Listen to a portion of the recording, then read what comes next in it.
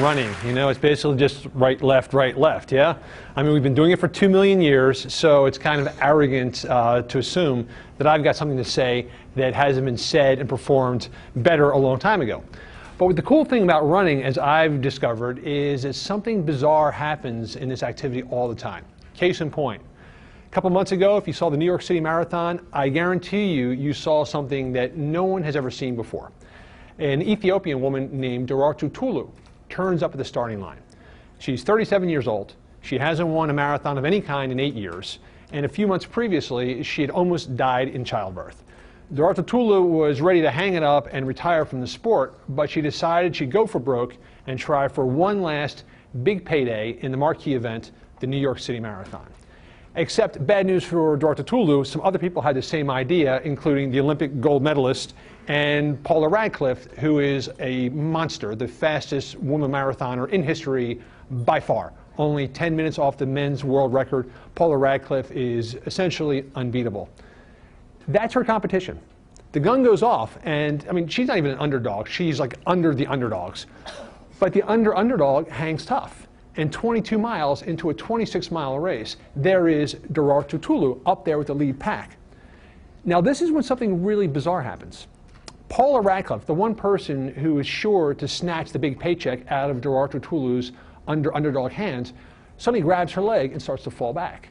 So we all know what to do in this situation, right? You give her a quick crack in the teeth with your elbow, blaze for the finish line.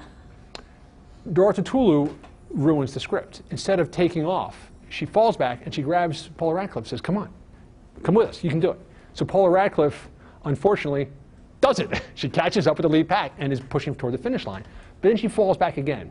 And the second time, Daraartu Tuulu grabs her and tries to pull her. And Paula Radcliffe at that point says, "I'm done, go." So that's a fantastic story. And we all know how it ends. She loses the check, but she comes home with something bigger and more important.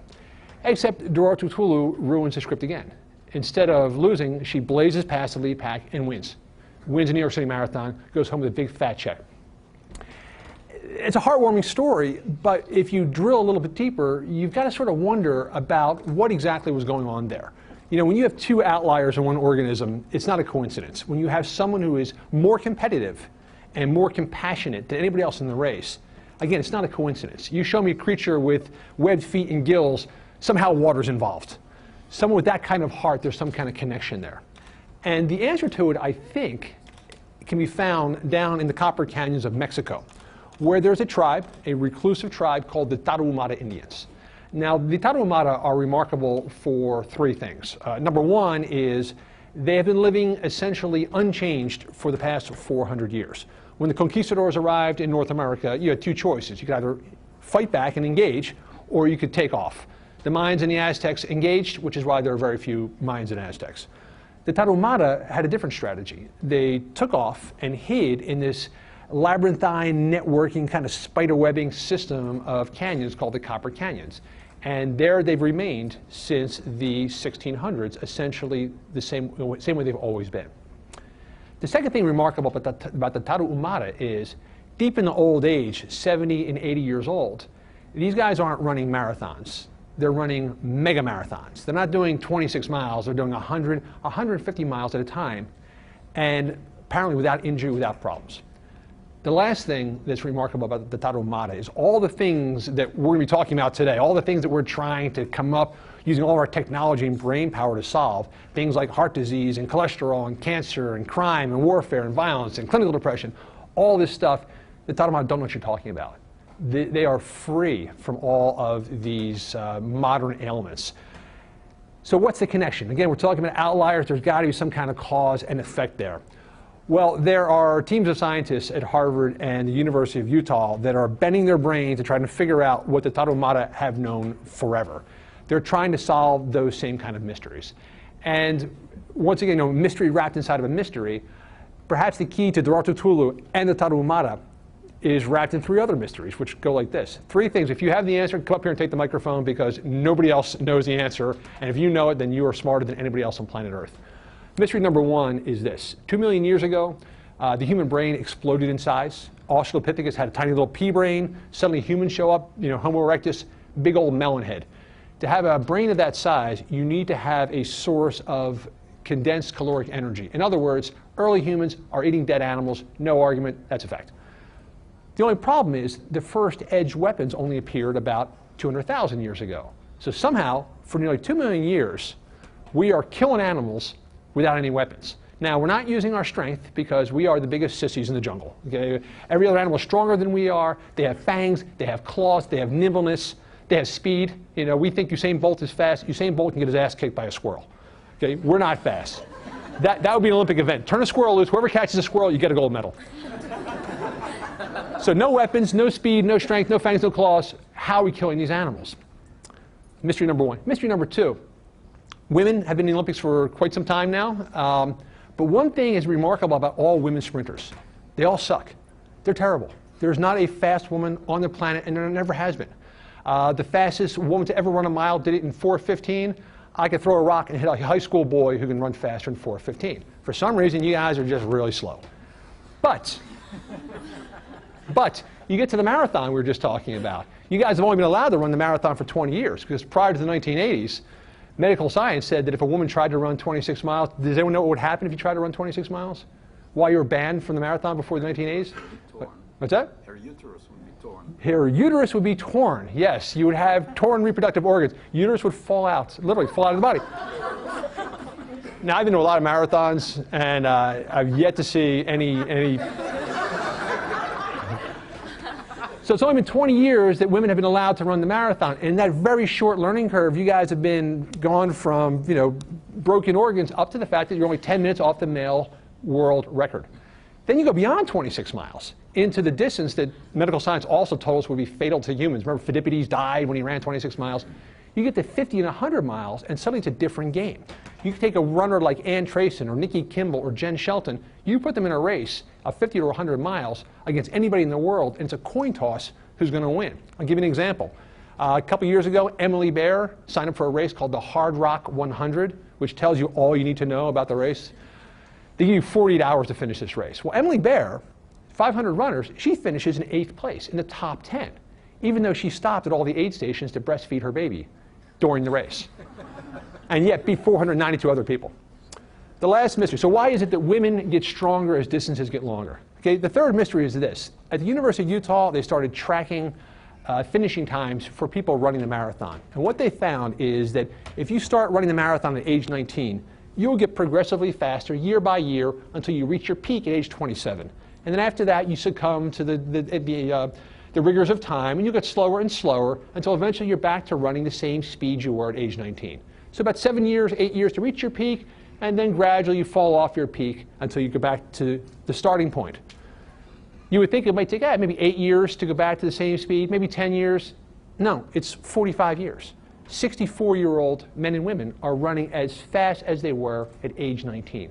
Now, I defy you to come up with any other physical activity, and please don't say golf, something that actually is hard, where geriatrics are performing as well as they did as teenagers. So you have these three mysteries. Is there one kind of piece in the puzzle which might wrap all these things up? You got to be really careful anytime someone looks back in prehistory and tries to give you sort of global answer, because it being prehistory, you can say whatever the hell you want and get away with it. But I'll submit this to you. If you put one piece in the middle of this jigsaw puzzle, suddenly it all starts to form a coherent picture. If you're wondering why it is that the Tarahumara don't fight and don't die of heart disease, why a poor Ethiopian woman named Ratutulu can be the most compassionate yet the most competitive, and why we somehow were able to find food without weapons, perhaps it's because humans, as much as we like to think of ourselves as masters of the universe, actually evolved as nothing more than a pack of hunting dogs. Maybe we evolved as a hunting pack animal. Because the one advantage we have in the wilderness, again, it's not our fangs and our claws and our speed. The only thing we do really, really well is sweat. We're really good at being sweaty and smelly. Better than any other mammal on Earth, we can sweat really well. But the advantage of that little bit of social discomfort is the fact that when it comes to running under hot heat for long distances, we're superb. We're the best on the planet. You take a horse on a hot day, and after about 5 or 6 miles, that horse has a choice. It's either going to breathe or it's going to cool off, but it ain't doing both. We can. So what if we evolved as hunting pack animals? What if the only natural advantage we had in the world was the fact that we could get together as a group, go out there on an African savanna, pick out an antelope, and go out as a pack and run that thing to death? That's all we could do. We could run really far on a hot day. Well, if that's true, a couple other things have to be true as well. The key to being part of a hunting pack is the word pack. If you go out by yourself and you try and chase an antelope, I guarantee you there's going to be 2 cadavers out there in the savannah.